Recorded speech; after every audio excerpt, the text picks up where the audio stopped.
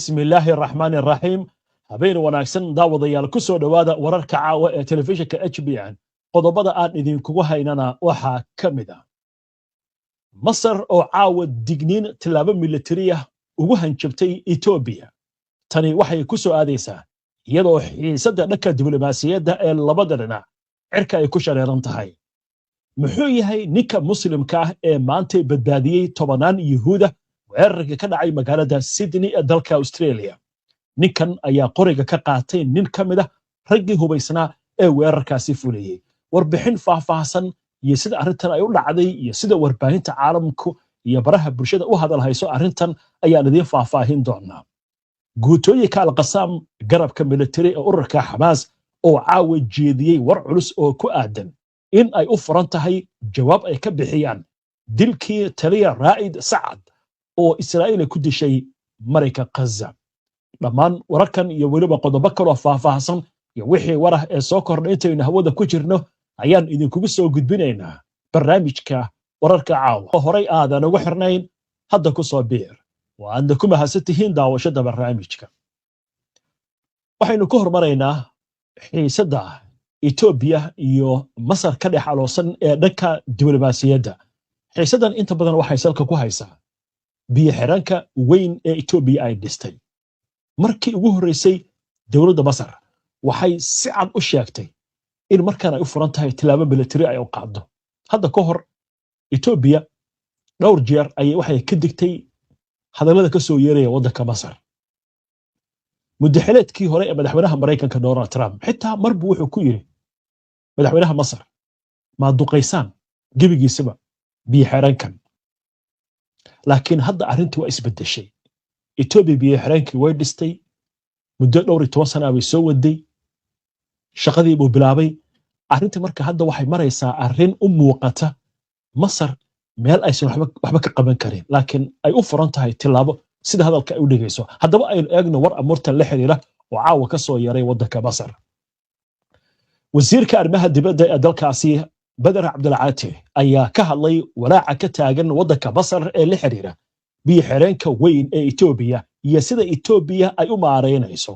isagoo muujiyay suurtagalnimada in Masar ay u leexato hal military si ay u difaacdo wax uu ku tilmaamay daraha jiritaanka ee dalka Abdulcaati ayaa hadalkan ku sheegay waraysi telefishin oo uu siiyay telefishinka MBC ee laga leeyahay waddanka Masar isagoo xusay in Masar si cad ay u muujisay mowqifkeeda ah in arrinta amniga biyaha ay tahay mid jiritaan oo aan la iska editiri karin ama loo dulqaadan karin wuxuu intaasi ku daray in mowqifka Qaahira uu yahay in wadadii wada xaajoodku ay dhamaatay isla markaasna albaabkaasi uu xirmay Masar waxay leedahay xaq buuxa oo ay ku adeegsan karto dhammaan hababka la heli karo si waafaqsan qaanuunka caalamiga si ay isu difaacdo una ilaaliso daraha biyaha haddii waxyeello ay timaado ayuu yiri wasiirka arrimaha dibadda ee dalka Masar mar la weydiiyay in uu la jeedo xal military Abdulcaati wuxuu yiri dhammaan wixii qaanuunka caalamiga ah uu damaanad qaadayo ee ay dalalku xaq u leeyihiin gaar ahaan marka dhibaato loo geysto Masar waxay leedahay xaq buuxa oo ay isku difaacdo Masar waxay u aragtaa tilaabo kasta oo la xiriirta webiga Niil inay tahay halis jiritaan maadaama uu yahay isha nolosha dalka Qaahira ayaa dhawaan adkaysay hadaladeeda kadib markii wada xaajoodidii ay la lahayd Ethiopia ay fashilmeen kadib ku dhawaad 15 sano oo ay socdeen wada hadallo waxaana carabka ay ku adkaysay inaysan aamusnaan doonin marka ay wajahdo wax ay ku tilmaamtay hab dhaqan mas'uuliyad darro ah oo ka imaanaya Ethiopia Masar waxay ku baaqaysaa heshiis lagu maamulo biyo xireenka weyn kaas oo tixgelinaya baahiyaha Ethiopia Suudaan iyo Masar maadaama webiga Niil uu yahay webi caalami ah oo la wadaago ayaa lagu yiri wararka ka soo baxaya dawladda waddanka Masar laakiin Ethiopia waxay ku adkaysanaysaa in biyo xireenka uu qayb ka yahay madax banaanideeda buuxda isla markaasna uu ku yaal dhulkeeda oo aysan xaq u lahayn Masar dooda ay qabto arrintu marka waxay maraysaa hadda qir masar tilaabada u furan maxay noqon kartaa dhinaca kale dad badan oo khubarada arrimahan ay ka faallootay gobolka waxay leeyihiin masar waxaa jirtay xilli ay wax qaban kartay waa goorma xilli Ethiopia dagaalo kulul ay ku jirtay gobolka Oromada dagaalaha ka socday dhankan Eritrea xadkeeda dagaalaha ka socday oo gobolkan Tigreega laakiin hadda waxa la leeyahay ra'iisul wasaaraha Ethiopia Abiy Ahmed wuu xididaystay walow laga yaabo arrintan saameyn inay ku yeelan karto xiisada u dhaxaysa Eritrea iyo Ethiopia oo hadda qarka dagaal u saaran dhankan Suudaan dowladda Suudaan dhawaan waxay ku eedeysay xukuumadda Ethiopia in xerooyin tababar ay uga samaysay ciidamada RSF ee la dagaalamaya militariga dowladda Suudaan gudaha Ethiopia inkastoo Addis Ababa arrintaasi geeska ay gelisay arrintu marka waxay u muuqataa in iyadoo dhismihii uu socday Masar aysan waxba ka qaban arrintan laakiin hadda ay doonayso inay ka hortagto wax imaan kara walow laakiin Ethiopia ay ku doodayso 5 bilyan oo dollar in ka badan oo aan ka aruurinay gudaha wadanka oo aysan ku jirin wax deeqa waa sida dalka u dhigayso Ethiopia ayaan ku dhisnay biyo-xireenkan walow wararka qaarkood ay sheegayaan in lacagta meelo kale laga bixiyo oo xitaa laba cadeyn kara laakiin wararka qaarkood waxay yiraahdaan Israa'iil ayaa in badan oo ka badan lacagta bixisay laakiin Ethiopia waxay ku doodaysaa dadka Ethiopiaanka ayaa saamigooda ku darsaday biyo-xireenkan qof kastana u furan tahay oo Ethiopiana weli hadalkan kulul ee ka soo yaray caawa wadanka Masar Ethiopia kama soo jawaabin haddii warar ka soo kordha arrintan intaynu barnaamijka ku jirno ama barnaamijyadeena dambe ayaan idinkugu soo gudbinaynaa haddii alla idmo waay intaa marka laga gudbo bal markan aynu eegno xaggaasi wadanka Australia halkaasi oo sida aad kula socoteen barnaamijkan ka horeeyay ee wararka maanta aan idinkugu soo gudbinay weerar lagu dilay 12 qof oo laba kamid ay ahaayeen booliiska wadanka Australia waxaana weerarkan uu ka dhacay xeebta lagu magacaabo Bondi ee magaalada Sydney ee wadanka Australia ugu yaraan 30 kale ayaa dhaawacantay waxaana wararka qaarkood ay sheegayaan in dadka dhaawaca xaaladdu ay halis tahay haddaba waxaan idin soo gudbinaynaa sheeko la yaab leh oo maanta dhacday weerarkaasi markii uu socday ayaa nin wuxuu ku orday oo xagga dambe uu kaga qoriga kula qabsaday nin kamid ah nimankii qoryaha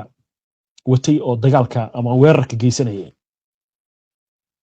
weerarkan waxaa lagu qaaday meel ay ka socotay munaasabad diimeedka Yuhuudda ee loo yaqaan Hanukkah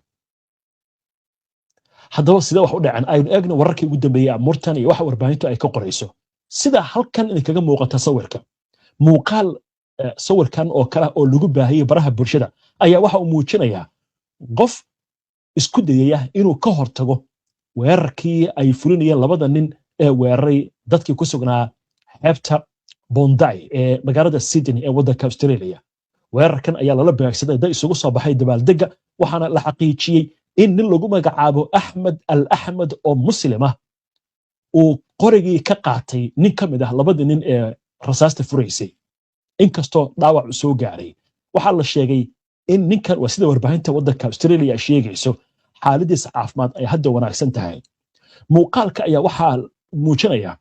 nin xiran funaanad cad oo ku sugan meel gawaarida la dhigto kaasi oo ku ordaya nin kale oo xiran dhar madow kuna hubaysan qori ninka funaanada cad watay ayaa dhabarka intuu ka soo maray ninkii qoriga watay kadibna ka furtay oo qoriga ka qaatay muuqaalka ayaa sidoo kale waxa uu muujinaya ninka hubaysnaa oo dib uga guranaya goobtii isla markaasna aadaya dhanka buunda uu ku sugnaa weeraryahankii kale ee weerarka waday waxaana markaasi kadib ninkii labaad uu soo toogtay ninkii qoriga ka qaatay ninkii la socday dhaawac ayaa soo gaaray muuqaalka ayaa muujinaya weerar lagu qaaday mid kamid ah weeraryahanada waxaana si degdeg ah ugu faafay baraha bulshada iyadoo dad badanna ay ammaaneen geesinimada ninkan muslimka iyagoo sheegaya in tilaabadiisu ay badbaadisay nolosha dad fara badan mid kamid ah dadka isticmaala baraha bulshada ayaa waxa uu yiri ninkan muslimka wuxuu badbaadiyay nolol aad u fara badan wuxuuna hubka ka dhigay mid ka mid ah dadkii weerarka geystay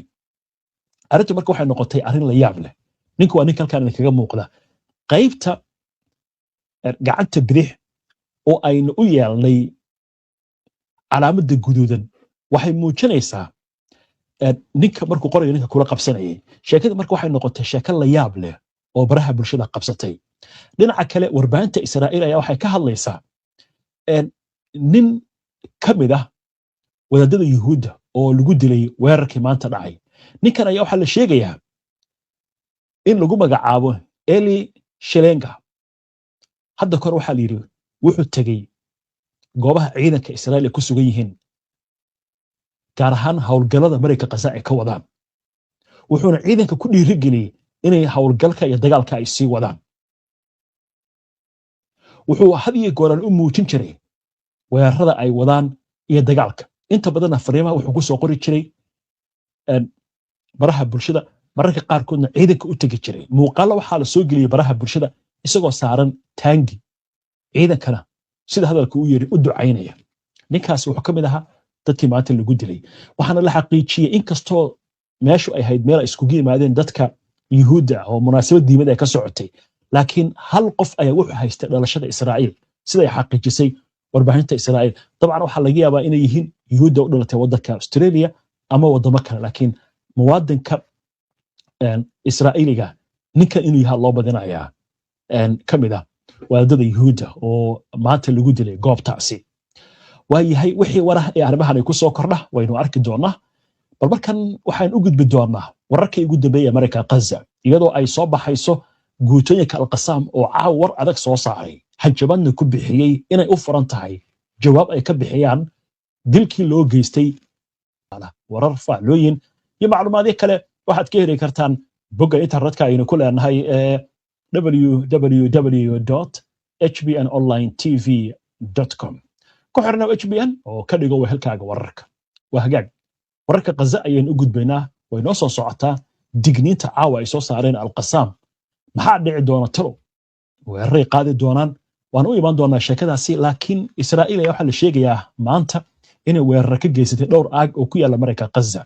haddaba telefishinka Al Jazeera ayaa shaaciyay in madaafiicda Israa'iil ay beegsadeen dhismo la degan yahay oo ku yaala magaalada Khan Yunis ee koonfurta Mareykanka Gaza halka ciidanka Israa'iil ay ku dhawaaqeen inay dileen qof Falastiini ah oo ay sheegeen inuu ka soo gudbay qadka jaalaha ee waqooyiga Mareykanka Gaza kaas oo ay ku sheegeen inuu halis degdeg ah gelin karay waa si hadalka loo dhigay ciidanka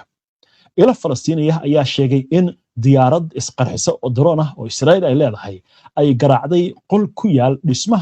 dhismo la degan yahay oo ku yaal bartamaha magaalada Khan Yunis subaxnimadii hore ee maanta dayuuradaha dagaalka ee ciidanka Israa'iil ayaa duqeymo ka fuliyay magaalada Rafah ee koonfurta Mareykanka Gaza waxayna sidoo kale weerar ka geysteen goobo ku yaala bariga magaalada Khan Yunis sidoo kale waqooyiga Rafah waxa laga maqlay rasaas culus oo ay fureen gaadiidka ciidanka Israa'iil ee ku sugan xadka halka ciidamada Israa'iil sidoo kale la sheegayo in madaafiic ay ka soo rideen dhanka Khan Yunis inta marka laga gudbo guutooyinka Al-Qassam ayaa caawar soo saaray waxayna ku hadlayaan luuqad adag aynu eegno wararkii ugu dambeeyay amuurtan warbaahinta carabta iyo wakaaladaha wararka ayaa waxa ay soo xigteen hadal ka soo baxay guutooyinka Al-Qassam kuwaasi oo sheegaya in dilka Raid Saad uu yahay jibin cad oo ka dhana heshiiska xabajoojinta isla markaasna Israa'iil ay ka gudubtay dhammaan xadadka cas iyadoo dil u geysanaysa hogaamiyaasha Al-Qassam iyo shacabka isla markaasna ay sii wado gardarrada joogtada ah sida lagu yiri bayaanka Al-Qassam waxay ku tilmaamtay in Israa'iil iska indhatirayso qorshaha madaxweynaha Mareykanka Donald Trump iyagoo xusay in isaga iyo dhexdhexaadiyaashuba ay waajib ku tahay in ay qaataan mas'uuliyadooda Al-Qassam ayaa adkaysay xaqa ay u leedahay inay ka jawaabto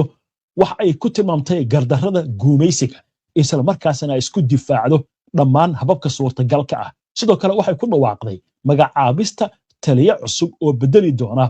Raid Saad iyo hawlihii uu hayay dhinaca kale ciidanka Israa'iil ayaa shalay ku dhawaaqay in iyagoo adeegsanaya hay'adda sirdoonka gudaha ee Shin Bet in ay weerar ku dileen hogaamiyahan ka tirsan ururka Hamas oo ku sugnaa magaalada Gaza bayaan wadajir ah oo ay soo saareen ra'iisul wasaaraha Israa'iil Benjamin Netanyahu iyo wasiirkiisa gaashaandhigga Israel Katz ayaa lagu sheegay inay amreen dilka hogaamiyaha Hamas Raid Saad iyagoo ku sababeeyay tillaabooyinkaasi inay tahay ciidamada oo qarax lagula geystay marayka Gaza. Bayaanka ayaa waxa uu sheegayaa in Saad uu ka mid ahaa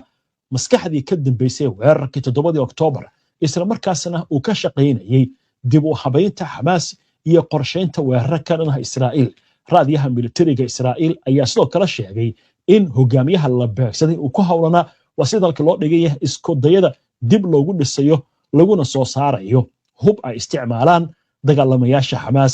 isla markaasna ka qayb qaatay dadaalo lagu dayactirayo laguna farsamaynayo hubka. ninkan marka wuxuu ahaa nin kamid ah rag ugu waaweyn waxaana la yiraahdaa waa ninka labaad ee guutooyinka al-Qassam. waxaa hadda hogaamiya nin lagu magacaabo Ciisuddin al-Haddad. ninka marka waxa la yiraahdaa waa ninka labaad. caawa barnaamijka gaarka ah waxaan idinku haynaa taariikhda ninkan waxbarashadiisii markii la xiray nin Israa'iil ay baadi goobaysay 30 sano ayuu ninkan ahaa. marka barnaamijkaas oo ka dambeyn doona barnaamijka qubanaha gordho soo gali doona la socda si aan idinku soo gudbino macluumaadka iyo wararka arrintaas la xiriira. sidoo kale barnaamijka falaqaynta isla caawa waxaan idinku haynaa warbixin kale oo ku saabsan caqabadaha ku horgudban in loo gudbo qorshaha labaad ama wejiga labaad ee qorshaha nabadda ee marayka Gaza. dhammaan macluumaadkaas iyo barnaamijyadaasi waa inoo soo socdaan. waa tahay inta ayaan ku soo gabagabeynayaa barnaamijkii wararka caawa. ana ku mahadsantihiin daawashada barnaamijka. si aad ula socoto wararkan iyo barnaamijyadan iyo macluumaadkan aynu halkan ka soo gudbino haddii aad ku cusub tahay baraheena bulshada amaba horay aadan ugu xirnayn hadda ku soo biir. waadna ku mahadsantihiin daawashada barnaamijka.